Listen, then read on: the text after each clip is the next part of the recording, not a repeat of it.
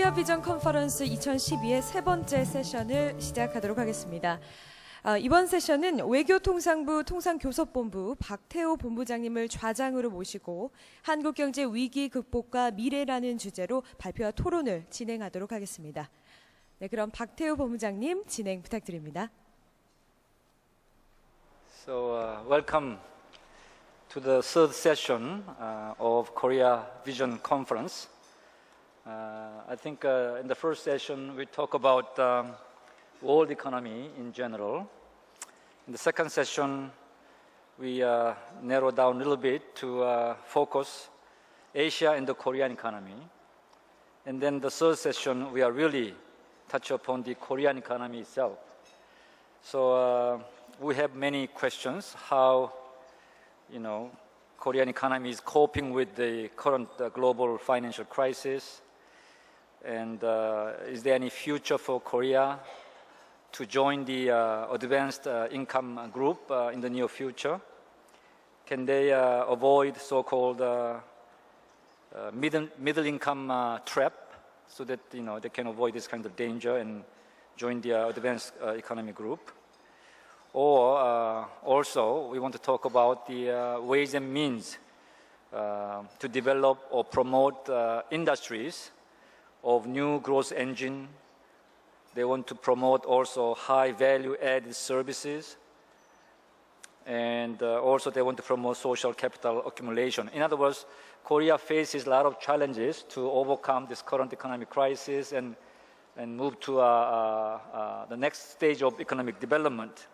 Those are the topics we want to focus on.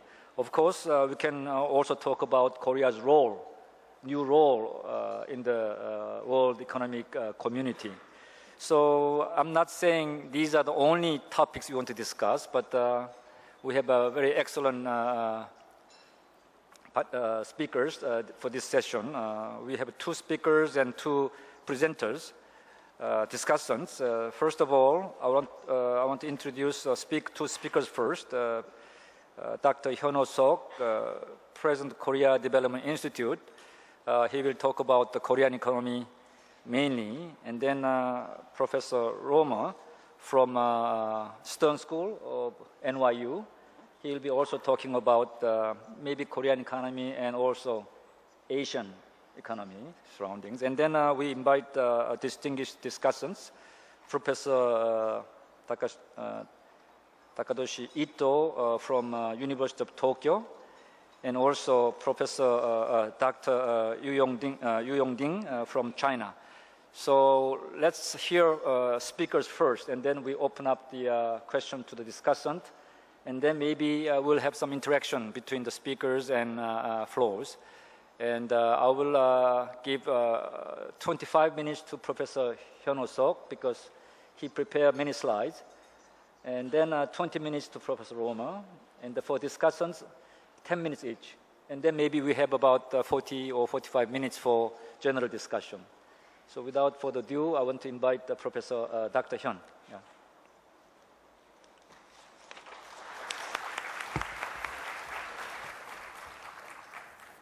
Thank you, Minister Park, for your very generous introduction.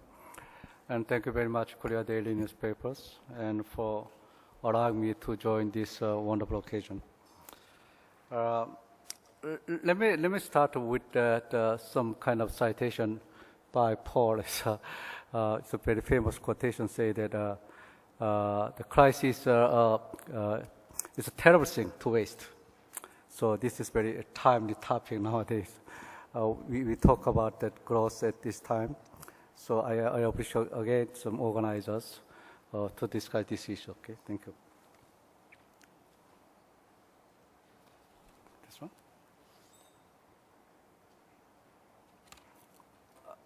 My presentation will be made of 4 parts. Firstly, I'll overview the growth of the Korean economy during the past several decades, and then I'll identify major bottlenecks that currently face the Korean economy, and then I'm going to present 2 categories of growth strategies. But due to my limited time, maybe I'll directly move to that back to the basic strategies. Okay.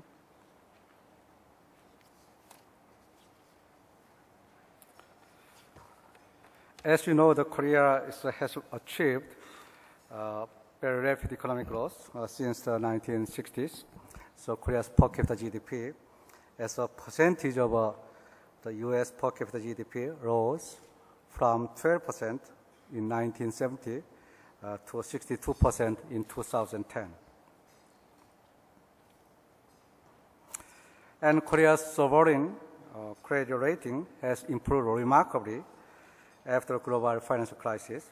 So recently, Moody's has lifted Korea's rating to AA3 on par with China and Japan.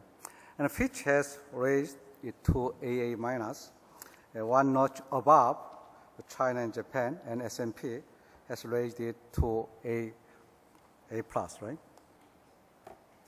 But the productivity growth during the past decade has been uneven across sectors. The productivity grew very fast in manufacturing. The value added per worker as percentage of the US level jumped up from 31% to 66% during the 20 years between 1989 through 2009. But the growth has much slower in agriculture and services. Within manufacturing, the productivity growth was accompanied by a transition from light manufacturing toward heavy and chemical industries. The latter industries, including ICTs and automotives, now explain 90% of manufacturing value added. Productivity growth in manufacturing owed much to large spending on R&D and fixed investment. R&D expenditure increased significantly in the 1980s, now correspond to close to 4% of GDP. Korea has also maintained a high level of fixed investment based on its high saving rate. On a deeper level, I believe the intensifying competition in the global market has been the driving force behind such investment. Domestic firms faced growing pressure for innovation in all areas, including technology, design, and marketing. In particular, the rise of low-wage countries such as China has forced them to continuously improve their productivity and move up to a higher rung in the ladder. But the growth potential of the Korean economy has been declining due to slower growth of labor force, falling saving rate, and phasing out so-called catch-up state in our economic growth. The average growth rate will fall from around 4% in the current decade to less than 2% in the about 20 years after. Now, let me turn to discussion on the major bottlenecks that currently face the Korean economy. The first bottleneck is the inadequate quality of public education. It has expanded rapidly in quantity, but its quality improvement has been very slow. For example, according to the Global Competitiveness Report published by IMD, the Korean education system ranks very low in terms of its ability to meet the needs of competitive economy. A related weakness in the Korean education system concerns the difficulties that students experience in making a school-to-work transition. The share of the need, neither in employment nor in education or training among college graduates is very, very high. 1 out of 4 students remain inactive for a long time after graduation. The second bottleneck is low productivity in services sector. The graph this slide shows that labor compensation per employee in service sector as percentage of that in manufacturing sector. Relative to manufacturing, the service sector witnessed a continuous fall in wages since the early 1990s. Other countries have observed the similar decline, but the speed has been much faster in Korea.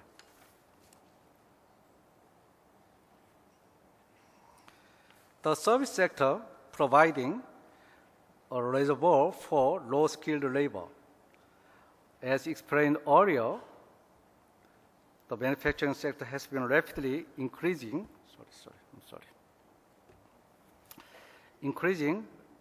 its labor productivity in response to intensifying competition in the global export market. As a result, the demand for labor in this sector, especially the demand for low-skilled labor, has been shrinking. So expelled from the manufacturing sector, low-skilled workers have been moving to the service sector to find jobs.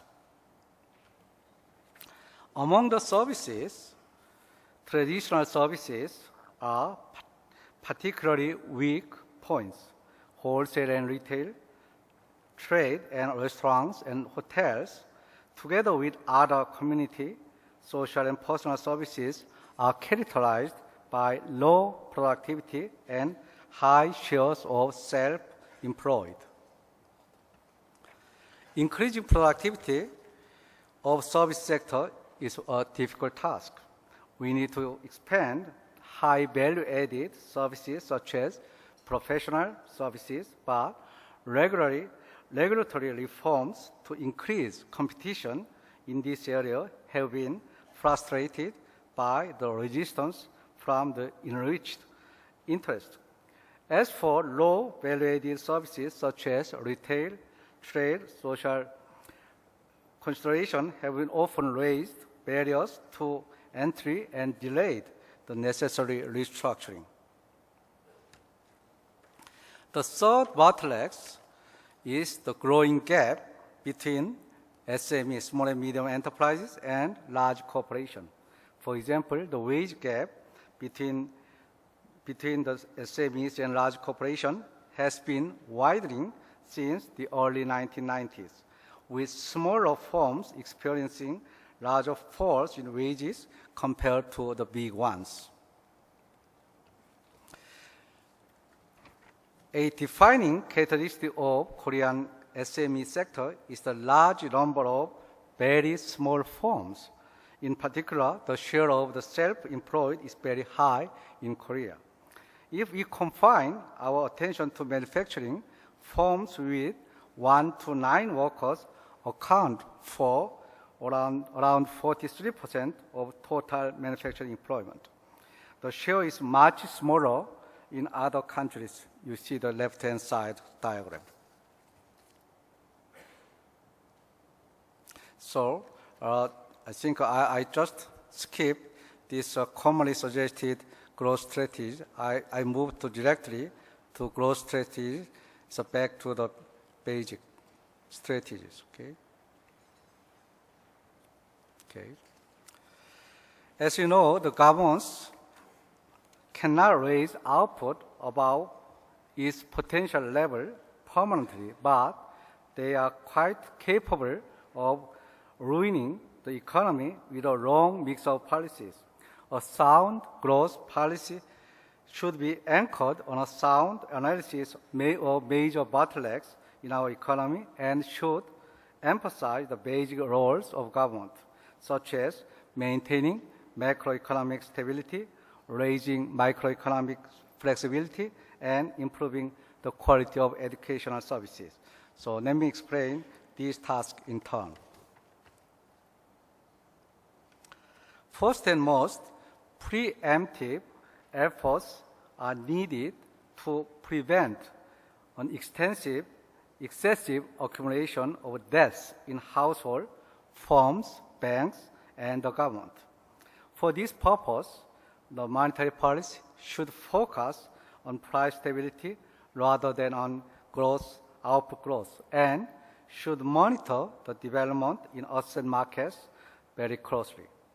Fiscal policy should refrain from discretionary counter-cyclical intervention, except perhaps during crisis. It should also respond systematically to a downturn and an upturn of the economy and should broaden the tax base by reducing exemptions and credits, especially in personal and corporate income taxes. And financial market policy should strengthen macro-prudential regulation. Secondly, efforts are needed to raise microeconomic flexibility. Flexibility is essential to maximize the productivity of an economy and also to increase its resilience to shocks. The flexibility comes from the two sources. One is a competitive product market. Entry and exit of firms should be determined by their own competitiveness and should not be hindered by monopolistic powers. The other is flexible labor market. Wages should adjust flexibly to changing market conditions, and workers should be able to move flexibly between firms, industries, and regions. Korea ranks in the middle among OECD countries in terms of product market regulation and employment protection legislation. More efforts are needed to further liberalize the product and labor markets. A third task is to improve the quality of educational services. In primary and secondary education, we need to increase the accountability of and deregulation to individual service providers, and we also need to reduce the educational gaps between rich and poor. In a higher education, it is very important to facilitate the restructuring of uncompetitive colleges and within each colleges uncompetitive departments. It is also important to strengthen vocational and education and better support the job search activities by students. To encourage colleges to respond more keenly to labor market conditions, the government can utilize college evaluation and subsidy programs. The first task is to enhance the productivity of SMEs. The objective here is to consolidate small, uncompetitive firms into larger and competitive ones. To this end, the government should reduce financial and other supports that favor SMEs over larger firms. Currently, I think the financial supports are often given to uncompetitive SMEs without a time limit and generate their rent-seeking behavior. The government should limit the financial support to new entrants that suffer from asymmetric information in the financial market. At the same time, business services need to be strengthened for all sizes of firms in such areas as human resource development, marketing, design, and management consulting. The government needs to streamline the existing programs, improve the accessibilities to services, and enhance the expertise of services providers. Lastly, the productivity of the service sector should be increased. Different policies are required for different subsectors. In case of traditional services, the task lies in restructuring existing firms toward modern forms of business. Measures to block competition are neither desirable nor sustainable. So, of course, the restructuring process will leave some people behind. So, concurrent efforts are needed to extend labor market programs and welfare programs to help them. In case of other services, the efforts should be focused on re-regulation that puts consumers and not suppliers' interests at the center of policy considerations. So the government should abolish anti-competitive regulations and facilitate the informed decision by consumers with a strengthened monitoring of individual service providers. Thank you very much.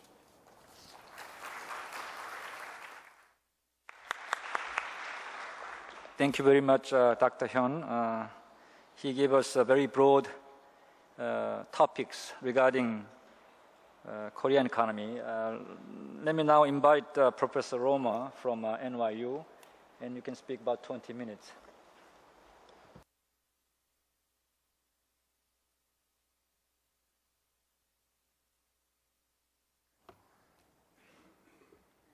My early work was all about how wonderful technology is.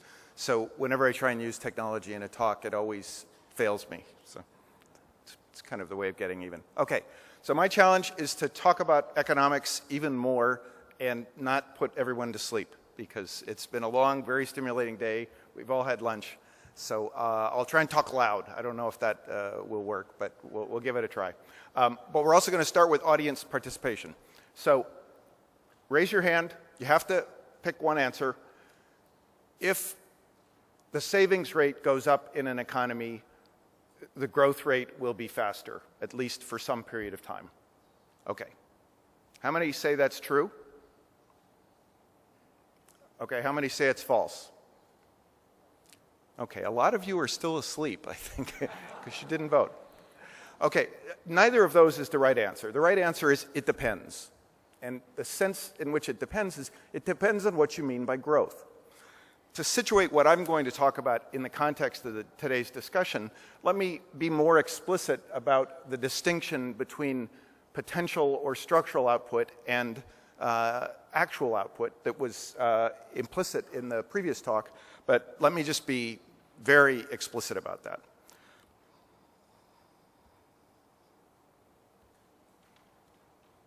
Well, that's interesting.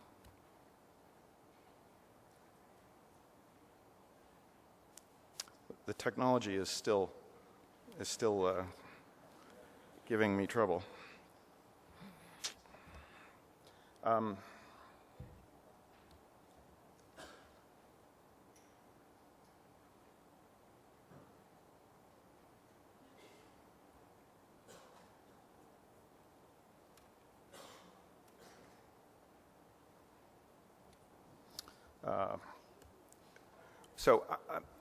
I'm gonna.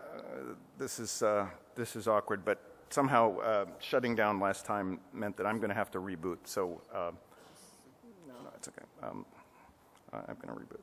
So I'll ad lib. Just let me restart.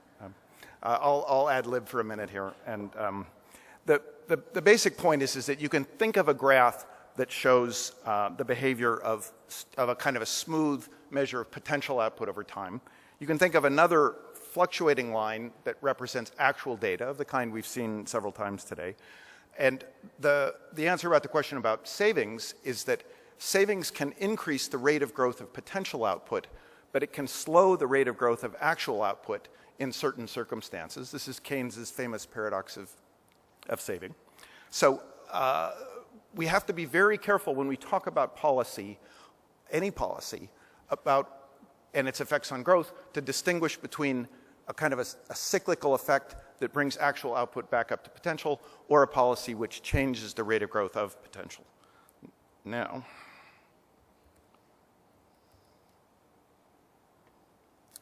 the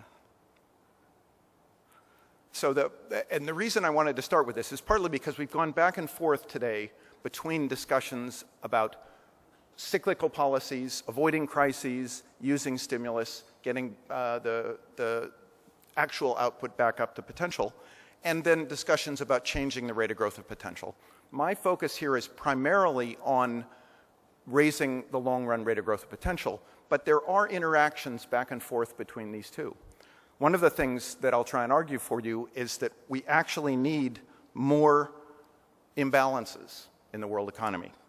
And you hear very often that imbalances are a big problem. Of course, the key is that imbalances can be a problem for the cyclical stability, but the imbalances, I'll argue, will actually be good for worldwide potential growth in output. There we go. So if they can...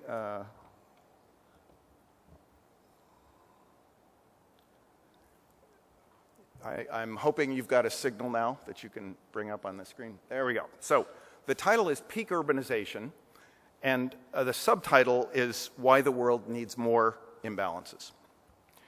Now, what's going on is that humans used to live as mobile bands chasing food. This is a picture from North America. This is a picture from Northern Europe. We've shifted from living like that to living in places like this. And this is a profound change in how we interact with each other as humans, and has brought enormous opportunity from interaction and the gains that we can get from cooperation on larger and larger scales.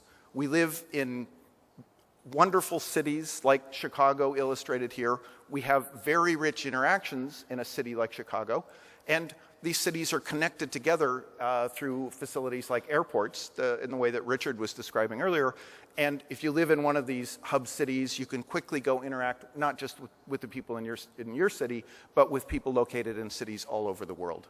This has had enormous impacts on our ability to innovate, to spread ideas, to undertake cooperative activities, the kind that Tim Hartford illustrated with the toaster this morning. And it's really one of the key aspects of long-run progress. We talk in economics often about a structural transformation where employment shifts from primarily agricultural activities into manufacturing and services.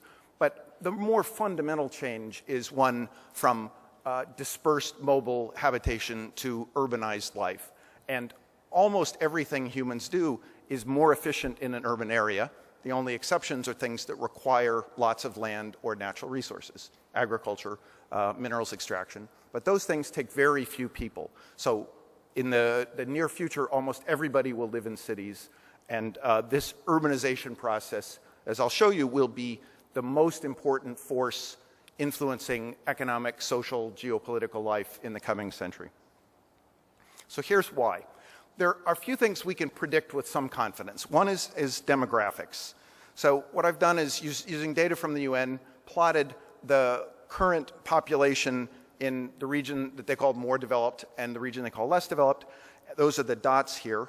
And then we've projected forward to what the terminal population will be, and fitted a kind of a standard logistic curve where we can project population in future years. And there's about a 50-year lag between these two curves, between these two different regions. We can also predict with quite a bit of confidence the urbanization share, the fraction of the population that lives in urban areas. This is a process which is operating in developing countries with a lag of about 80 years. But it too will reach an upper limit.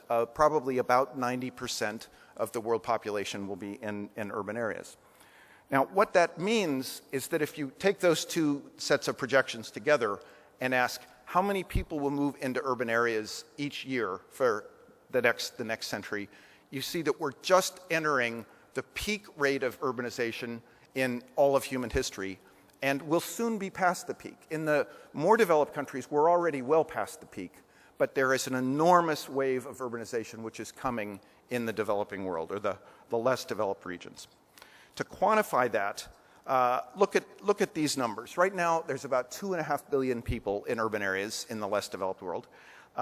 In 100 years, there will be about 3 times as many, roughly 7.5 billion. Or an increase of 4.8 billion.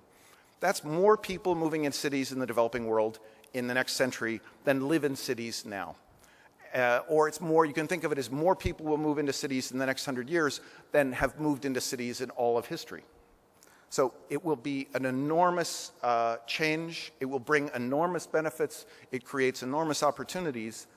But we need to think ahead about what it will be and what it will take to meet this. Think of this as being like one of those crises that we don't want to waste. Now, it helps to do a few simple calculations to get a handle on the numbers here. So the first thing is there enough space on Earth to build room for 5 billion new people in urban areas? Well, if there are 5 billion people, if they live in a density of about 10,000 people per square kilometer, That's substantially less than the density here in Seoul, which is about 16,000 per square kilometer. The area required is about 500,000 square kilometers, which actually solves a question that I've always wondered about, which is that we have Texas, and I was never sure what the United States was going to do with Texas. But we could just use it to urbanize all 5 billion people, and they could all fit there. So there's plenty of land on Earth. Now, can we afford as a world, or can the residents afford to build something like the housing that we'll need in these areas? So imagine that there's a 400 square foot home, so roughly 40 square meters, and we want to build 1 billion of those for 5-person families. Imagine the cost is about $50 per square foot, so 500 per square meter. That means $20 trillion in investment just in housing in the coming century, and a lot of that will be front-loaded in the early decades.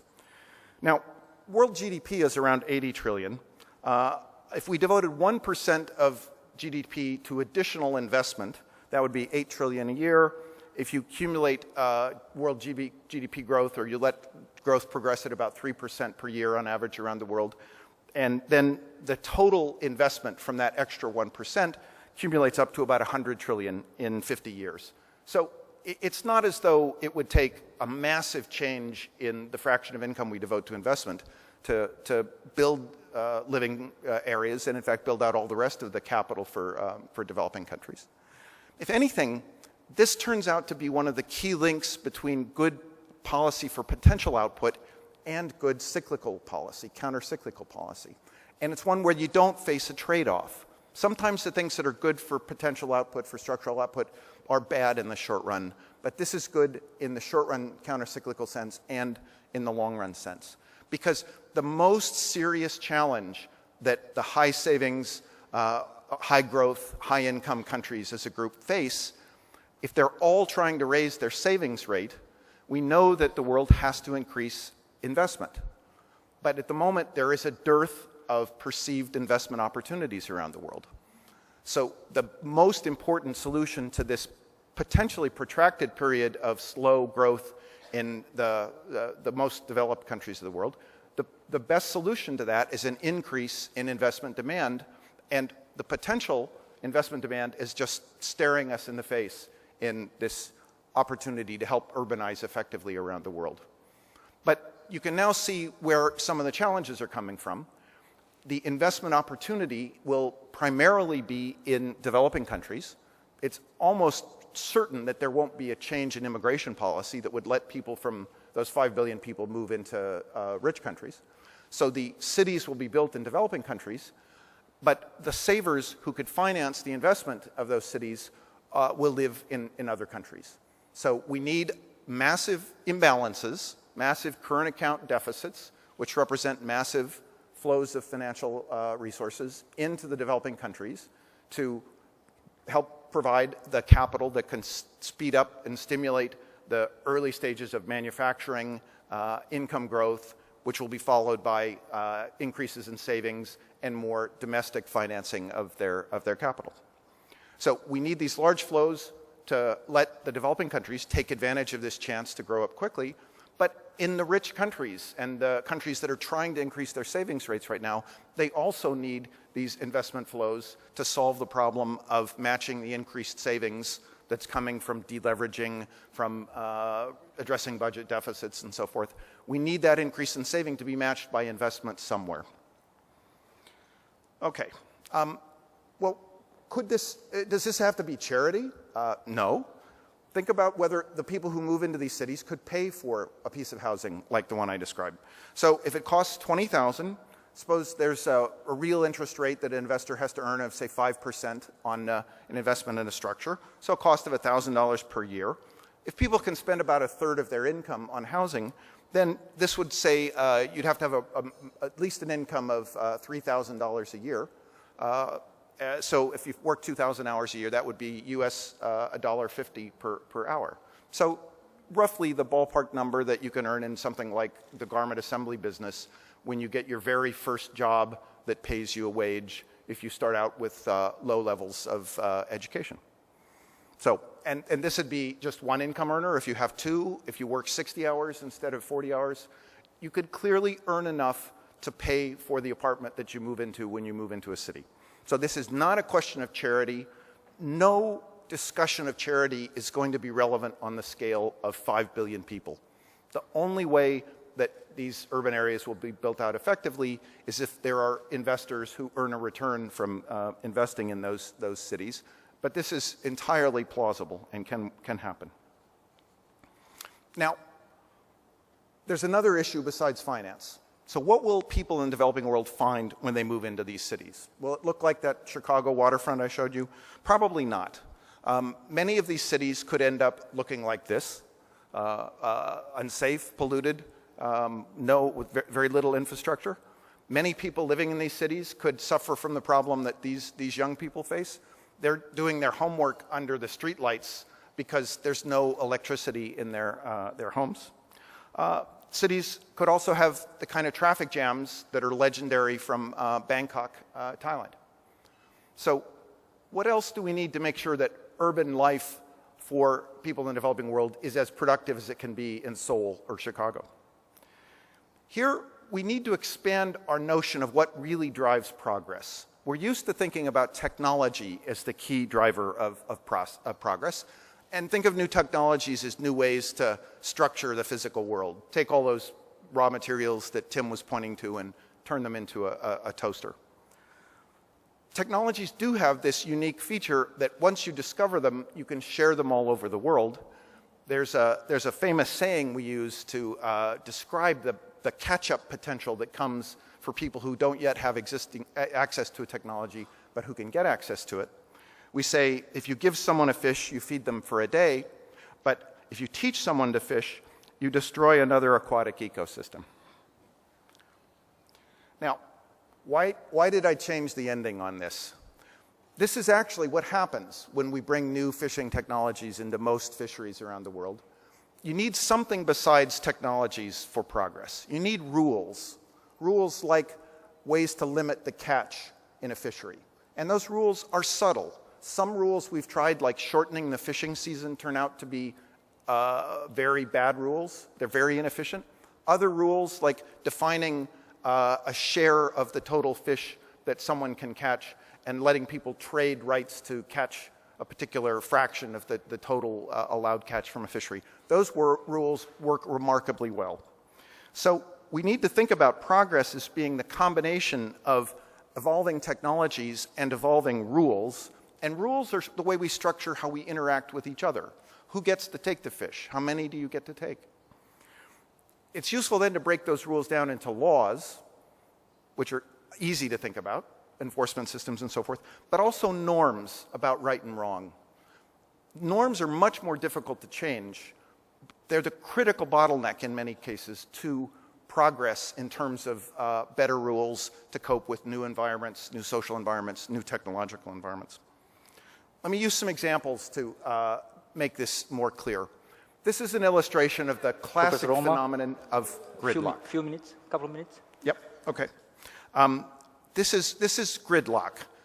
If you have a rule that says go when the light is green, cars can get stuck in the intersection and the grid locks up. The traffic works terribly. This is a picture from New York City. Another kind of, so you need a government that can enforce a rule like don't block the box, which has to be both enforced in the law and drivers have to understand it's the right thing to do and stick to it. Very few governments in the world are successful at enforcing that don't block the box rule. Here's another example. The government may need to establish rules about coordination of the street grid. This is what the street grid looks like in Bangkok. The red line shows 1 kilometer of distance. Private development of the streets in Bangkok means that there's no connected path between the major arterials here, running either north-south or east-west.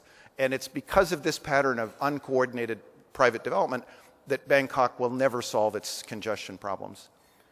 Here, in contrast, is what the street grid looks like in Manhattan. Same distance. Notice how many arterial roads there are running north-south and east-west. Everybody is within a very short walking distance of a bus line. There's lots of room for movement of goods and people throughout the city. This did not come about because of private initiative, but it came from a planning process undertaken by the New York City government in 1811.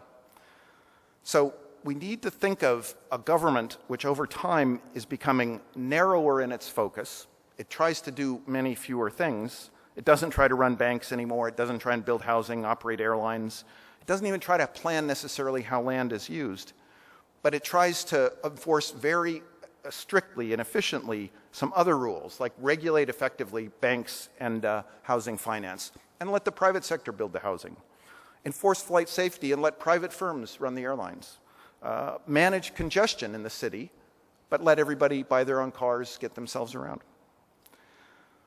This is the picture of the product of strong government in New York City in 1811 that led to this mandatory grid. But the government in New York City did not try and specify how the land should be used anywhere. There wasn't zoning. Private sector individuals were free to build anything they wanted and use those buildings they built over time in different ways. But the city got the essential parts of narrow, strong government right, and New York became the biggest city in North America and one of the most successful in the world. So if we think about starting new cities around the world, not just expanding the existing ones, we'll have a chance to put in place strong government, to do things like getting the basic coordination of the infrastructure right, and we can use those cities to develop new laws and new norms.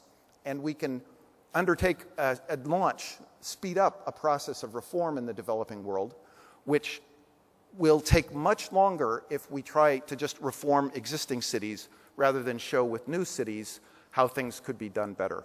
Think of this as being just like new startup firms end up reforming an entire industry.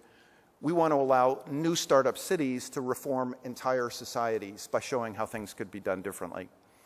And if 5 billion people are going to move into new cities, or move into cities in the coming century, you could, at city sizes of about 10 million people, you could build hundreds of new cities around the world and generate both the high quality of life and the high returns for the investors who invest in those cities that will make the entire world better off. Now, what does this mean for the Korean economy? Building cities is going to be the biggest, I'm closing up. Building cities will be the biggest commercial activity, economic activity in the coming century.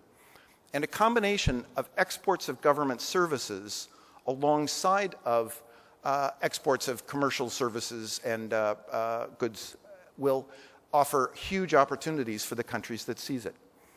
The analog here is the US government exported its flight safety rules to China before the Chinese Olympics. China asked the Federal Aviation Administration of the United States to rewrite their flight safety rules.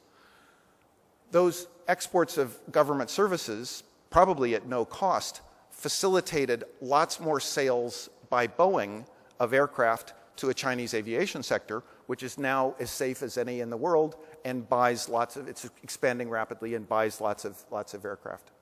So the opportunity in facilitating faster urbanization, better urbanization around the world will be one where the right kinds of exports of these services of strong but narrow governments combined with the right kinds of exports of materials, capital, financial capital, construction and design experience, those together will offer huge benefits for the developing world, benefits for the entire world, and very high returns for the nations that lead this activity. Thank you.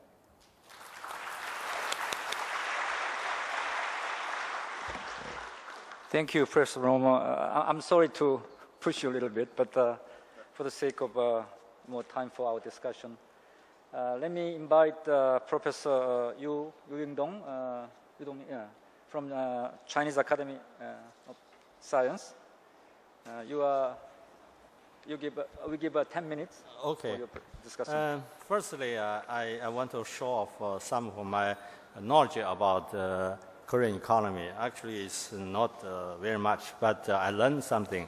And firstly, I don't think I should agree with our moderator, because he just said that Korean should overcome the middle income trap. I don't understand why China should overcome the middle income trap, how Korea is facing this problem. In 1961, your per capita income is $82. And in 2011, your per capita income is $12,000. And so if you want to overcome this middle income trap, lots of Western countries should overcome their middle income traps. So actually, Korean is a very successful story. So Chinese actually admire Korean economy very much because we see lots of similarities. So we try to learn from you. And we also know that you have a very successful industrial policy.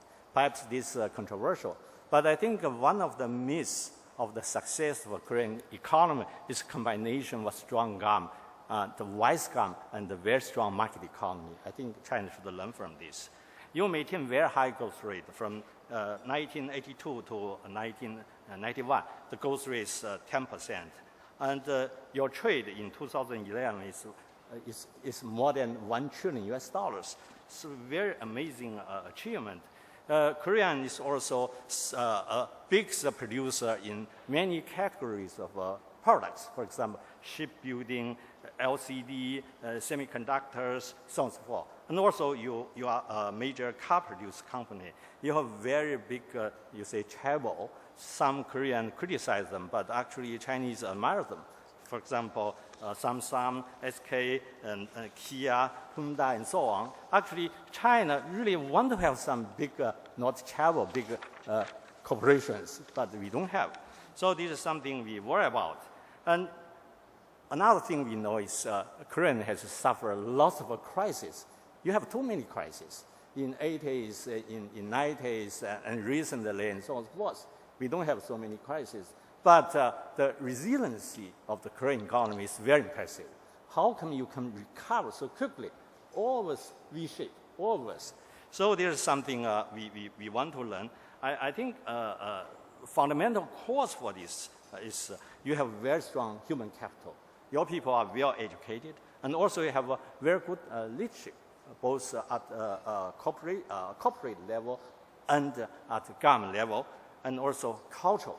And over the past few months, I was in Europe, and I traveled a few European countries, crisis-affected countries. People are enjoying their happy life. I can't see crisis in French, you south part of French, in those beaches. All people are lying, taking some baths, and this is not on Saturday or Sunday. In Monday, Tuesday, Wednesday, and so on and so forth. They enjoy their good life. So I thought perhaps this is just beginning of the end of the beginning for European financial crisis. They haven't tightened their belt yet. So I talked with my European friends. When Koreans are facing this kind of situation, they will tighten the belt, they will work harder, they will contribute some gold things to their government. Whether this is true or not, I don't know. Anyway, this story told in China. And after that, I want to say something from China's point of view, some suggestions. I think perhaps there's some weakness of a Korean economy. That kind of weakness is inherited. Perhaps you cannot do anything about that because small country, you don't have rich resources and so on and so forth. But anyway, I think export-oriented structure, economic structure, or export promotion policy, of course, which was very successful. I have some doubt about this, whether you can carry on with this. Now, China is your, I think, biggest trade partner, right? If something wrong in China, you will face problems. And now China is your trade partner. China is your FDI destination country. China is your base of manufacturing. China is a processing and assembling basis for lots of Korean corporations. And of course, hopefully in the future, China will be the market for the final products of Korean corporations. China's problem, as just mentioned, I think China is entering a stage of adjustment. Perhaps it will last for 3 years, or 5 years, or even longer.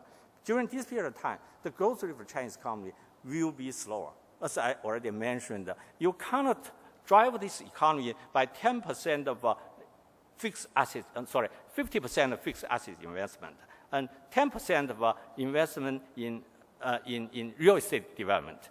That is wrong. It's misallocation of resources. So we have to slow down. We have to reduce that kind of investment. Of course, we hope that the consumption will grow, but it takes time. So this period of time, China will face slower growth rate. Then it will have an impact on your export and so on. So I think Korean enterprises should be prepared. Then I think there are other things lots of Korean corporations can do. Basically, I think this is a period time of consolidation for, say, Samsung and lots of multinationals in China.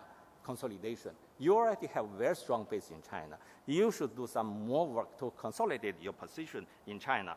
Then you can do FTA with China, with Japan, with many other countries. I think this is the area. There are a lot of potential we can exploit. And also regional cooperation, not just with China, but also with the rest of East Asia. And I think in a very important area, that is area for so-called indigenous innovation creation. Because this is China's state policy. Chinese government want to push this. Even though China has very high growth rate, China now produces something like 19 million units of cars per year. But we don't have a really true local brands. So in this sense, China is really far behind Korea. We hope Korean corporations can help China. I think this is beneficial. And of course, you will face more competition.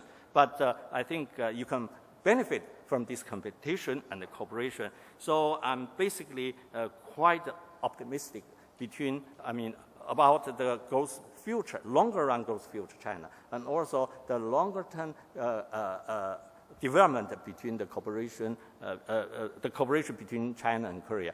I think I should save some time for Professor Ito. Thank you.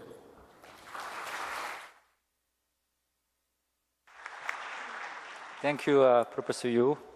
You keep the time very well, within 10 minutes. Let me invite Professor Ito from Tokyo University. Thank you very much. This is, again, the difficult task to do. Dr. Hyun's talk, I have a lot of sympathy, and we face very similar challenges in Japan, and education and transition from education to work, and SMEs, all those problems we have in Japan. If I was writing the similar paper or presentation in Japan about Japanese economy, I would add the healthcare and agriculture.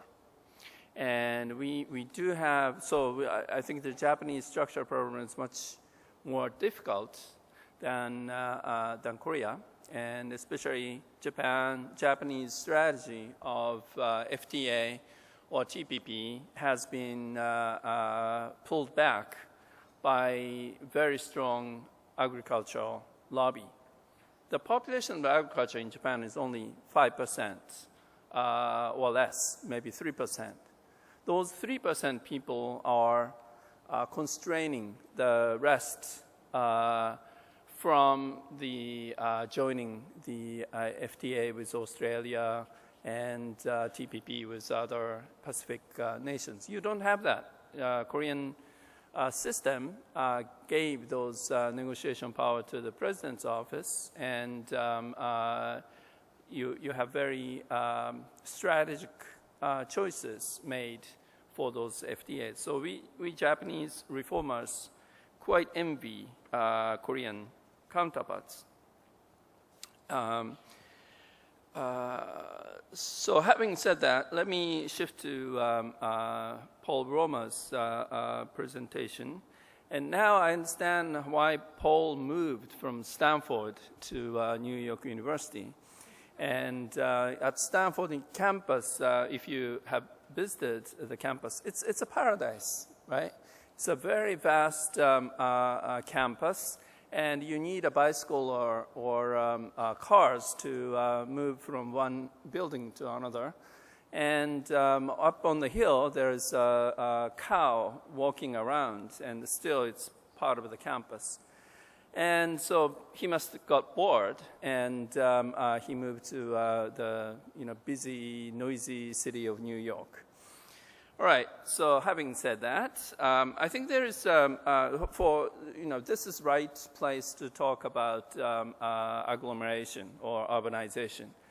The vast majority of the global population is in Asia. So China, India, Indonesia, Japan, Korea. So we have a very dense population per land.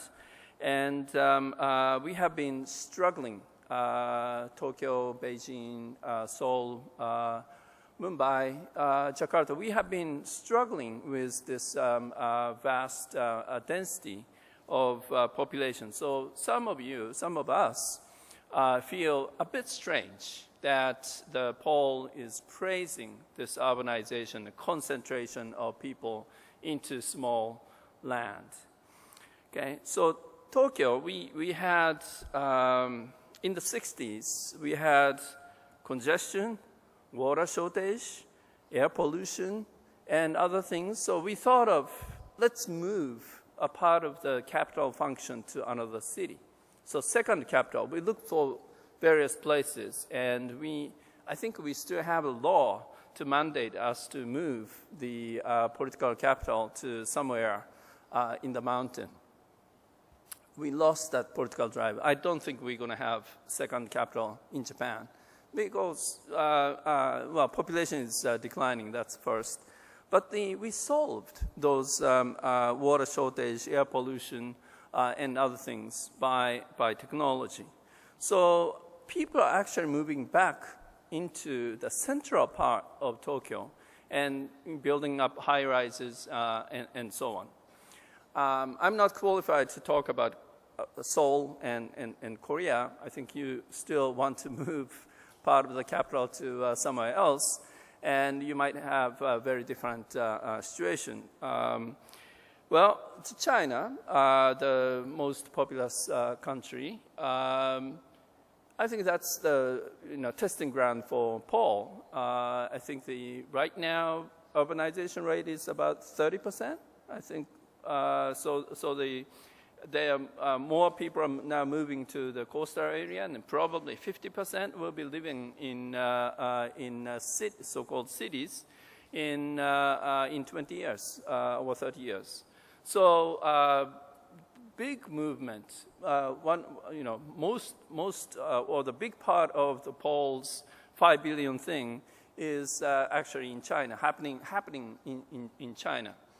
Okay, so but China still has to solve those water shortage and air pollution and congestion problem, which Tokyo faced 30 years ago, 40 years ago. And if they succeed, then probably that happens, that 50% of the Chinese people living in the cities. That will be a really changing the world and triumph of Paul theory. Okay. Now I see two different forces which has something to do with the Dr. Hyun's presentation. One is pulling to those urbanization, and urbanization not necessarily just Tokyo, but smaller cities in the local cities. But the pulling from the agricultural land into those smaller cities, I would call that the compact cities. And another force is actually preventing that force. The pulling force is the aging. And people are getting old, and they cannot drive cars. So they want the walking distance, everything within walking distance. That needs the concentration into smaller places. And we have been proposing that the people should move to the compact cities from the very agricultural villages. And that is needed to make efficient the medical services and long-term care services. And I think Korea will face similar problems when the demography changes, just chasing Japan 20 years later. So aging and this demographic change, aging, will be forcing people to live together in the cities, not really mega cities, but smaller cities. And this is, I think, necessary. This is unavoidable. And the labor-intensive sectors like healthcare and long-term care has to be provided in that smaller cities. The force which is pulling away, or not necessarily making the urbanization going, is actually, I think, the ICT. The information communication technology makes it possible to learn those education which Dr. Hyun emphasized, not necessarily in the cities, but far away, right? Through the distant learning. And so if we can take the, if we film Paul Romer's lecture, then all the people in the world can learn about economics in 100 hours. And that, you don't have to live in New York to listen to Paul Romer. That would be great. And that's happening, actually, that education becomes universal, and education doesn't necessarily doesn't mean that you have to live in big cities near the famous universities. So this, and also the culture, right? So New York has a Broadway, Lincoln Center, Carnegie Hall, that used to be the case. You have to be there to experience it. Now the Metropolitan Opera is now taped and shown in the DVD and movies, theater, and so on. So you don't have to be there, actually, to enjoy probably 80% of excitement. So those ICT is making the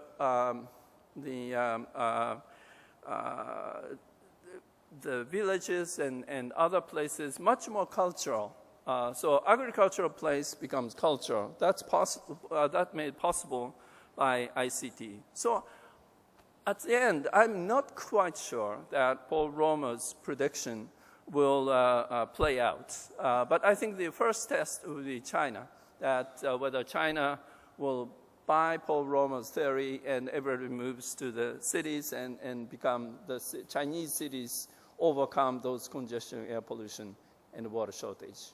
Thank you very much. Yes, thank you, Professor Ito. Since we started about 15 minutes late for this session, our session will end exactly 35 minutes after 4 o'clock. So we still have about 20 minutes for interaction. So I would like to collect 3 questions from the floor, and then maybe we interact and see what happened after that in terms of time.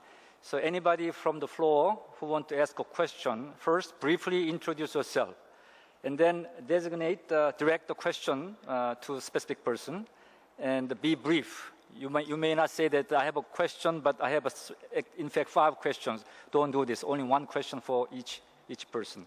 So let me invite some questions or comment from the floor. Anybody, raise your hand. Yes, over there. No. 저쪽에.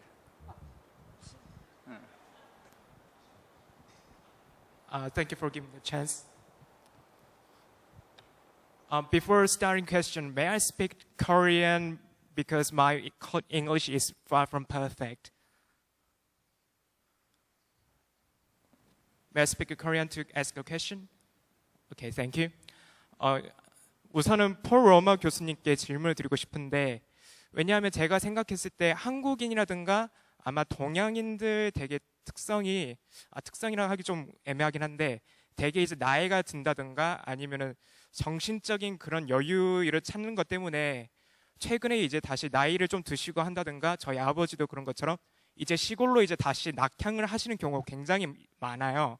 그러면은 교수님이 말씀하신 그런 도시화가 그렇게 한국이나 이런 그런 정신적인 여유를 찾으려 하는 그런 동양 내에서 그렇게 빨리빨리 이렇게 이루어질 수 있는지 전 약간 의구심이 드는데 거기에 대해서 어떻게 생각하는지 알고 싶습니다.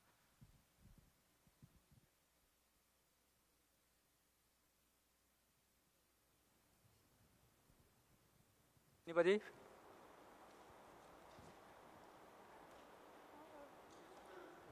어디? 오케이. 예. 네, 먼저 한중 FTA 관련해서 중국 사회과학대학원 위중진 대학 교수님을 대한민국 방문을 진심으로 환영하며 질문 하나 드리겠습니다. 중국 경제 5개년 계획에 제가 오늘 발제 내용을 들었는데요. 2015년까지 연간 13% 이상 최저임금제를 실시한다고 제가 경청했습니다. 중국 저축률은 사회보장제도, 고용보험 등 여러 기본 의료보험 제도를 가난한 농민에까지 실시한다고 제가 말씀을 드렸습니다. 그럼 제 질문 사항을 지금부터 말씀드리겠습니다. 중국 기업이 위기를 넘어 번영을 가려면 청와대 구례부터 우리 1993년도 변화개혁 거듭남 신조어는 시대 통해서 국제적 개혁과 개방지칙 19년 다음 지금 국제사회에서 컴퓨터 인터넷 보급해가지고 국가 통치를 하고 있습니다. 그렇다면 한중 FTA 협정이 정치 종교적 영향력을 행사하는데 중국 기업이 불교 문화를 기독교 문화로 전환하는 것이 어떻습니까? 예, 감사합니다. 저도 잘 못 알아듣겠는데 무슨 질문인지. I don't know. Dr. Yu, did you hear the questions? Okay, let me ask you a little bit later. 하나만 더 하겠습니다. One more question from the floor. Okay, 여기. 예. 저는 이제 존 러머 교수님께 이제 질문드리고 싶습니다. 아까 전에 이제 선진국들이 이제 투자를 많이 해서 선진국에 있는 파이낸스가 이제 차이가 격차가 많이 나는 이제 후진국이나 아니면 이제 개발도상국에 들어가면 이제 그게 특히 이제 도시화로 인한 이제 성장을 이제 끌어올릴 거라고 말씀을 하셨는데 사실 이제 그런 비슷한 역할을 미국이 사실 해왔죠. 그러니까 쌍둥이 적자를 보면서 이제 많은 이제 달러를 이제 전 세계로 공급을 하고 그럼 파이낸스가 이제 전 세계적으로 공급이 되면서 전 세계가 경제 발전을 해왔는데 그런 역할을 그러면 미국 이외에 다른 어느 나라가 그러면 맡을 수 있을지 저는 그것이 궁금합니다. 이상입니다. I think we have okay. Let me ask the participant to respond. Two questions to Professor Romer. Right? You understand the questions? Sure. Why don't you start? Yeah. The first question was, I think, basically, in a sense, for Taka, because the person was asking, is it really true that aging will further reinforce urbanization, or might aging lead to basically a movement back to rural areas? I think Taka is exactly right that aging is clearly going to reinforce urbanization. It might, as he suggested, reinforce urbanization in somewhat smaller cities, but it clearly won't be rural. So it might reduce the pressure to have massive megacities, but aging might actually reinforce the value of living in the megacities. New York City turns out to be not only a very big city, but a very dense city. So New York City turns out to be one of the best places to live in the United States if you're elderly. So, and the advantages of the opera, which maybe you could take advantage of over IT, but still seems to be more vivid and exciting in person, means that your opportunities for consumption may be bigger in mega cities. So it's possible that we won't see as much urbanization as I'm projecting. It's possible it might be less concentrated in megacities than I'm also projecting, but the data at the moment shows very strongly that when people are free to do so, they want to move to cities, and they want to move to the very biggest cities. And you know, even in IT, which should be the most heavy user of IT, all of the highly educated software engineering, sophisticated biotechnology, science-intensive work, all of that work is clustering in major cities, almost always near a major hub airport. Think about your kids. If you have an ambition for them to have a PhD and do something, they're going to live in a very big city near a major hub airport. And this is the way the world is going. And until the data show us that it's turning around, I think we should try and take advantage of it rather than resist it. The question about capital, ironically, the United States was not a net saver. It was actually sucking resources in from the rest of the world, which is a sign of something wrong with our world financial system. But there are lots of places right now that have accumulated huge amounts of financial capital and where they cannot figure out how to go invest it. I'll just give you one example. Norway is accumulating a sovereign wealth fund, which is apparently going to reach about $1 trillion. Norway would like to invest a reasonable fraction of that, say 10%, in something like infrastructure. Right now, they don't know where to go find infrastructure assets to invest that money. And if you just look at the low rates of borrowing right now, the low returns, expected returns on equity, what it's telling you is that there's an enormous quantity of financial funds that don't know where to go get a corresponding return from a real investment. And that's the opportunity that urbanization could offer for us. Thank you, Professor Roma. Professor Yu, you understand the question? I don't think I understand the question, but I think I'm interested in our discussion about urbanization. I'm not passing judgment on each position. I just tell you something which have happened in China. And actually, in China's 12 years plan, and there are some calculation about the density of the cities, population.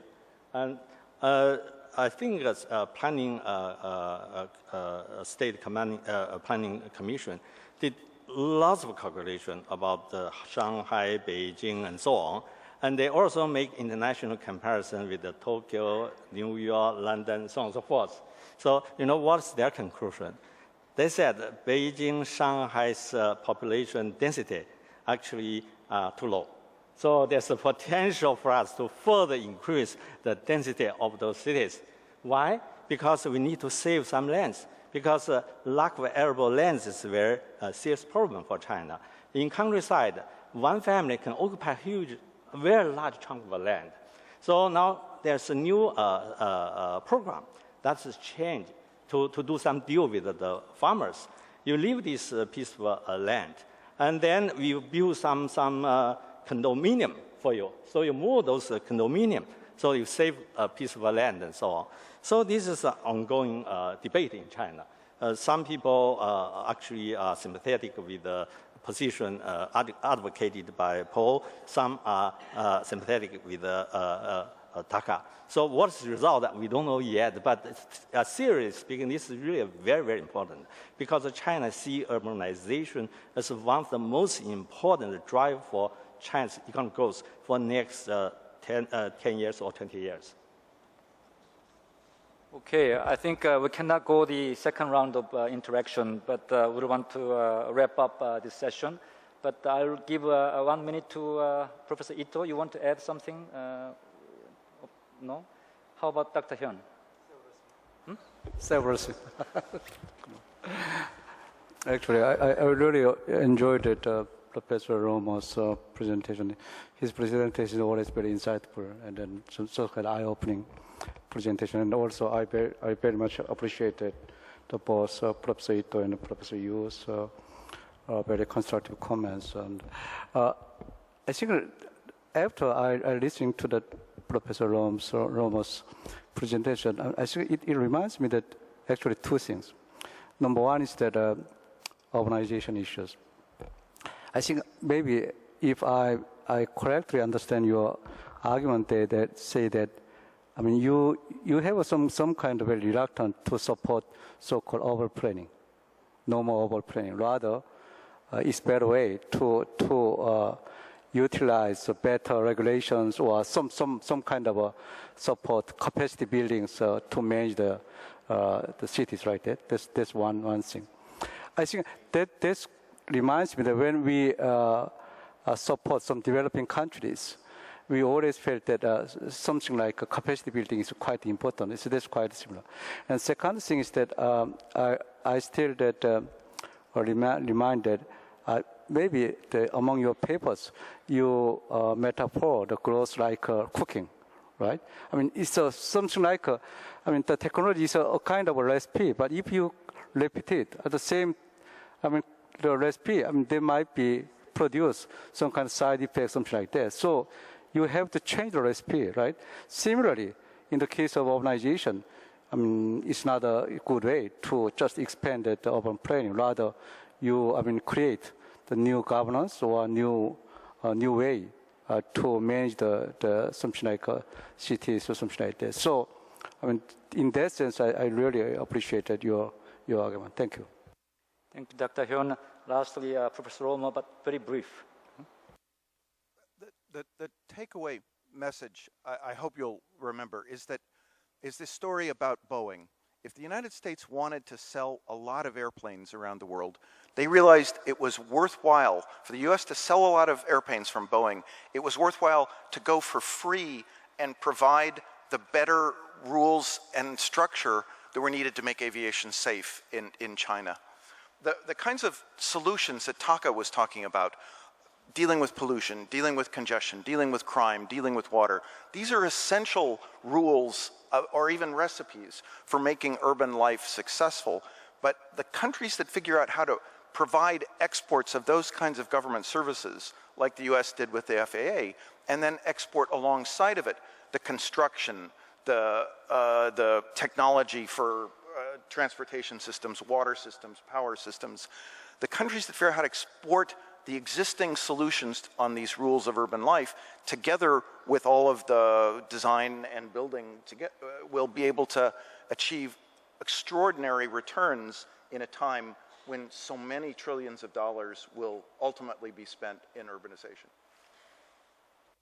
Okay, thank you, Professor Roma.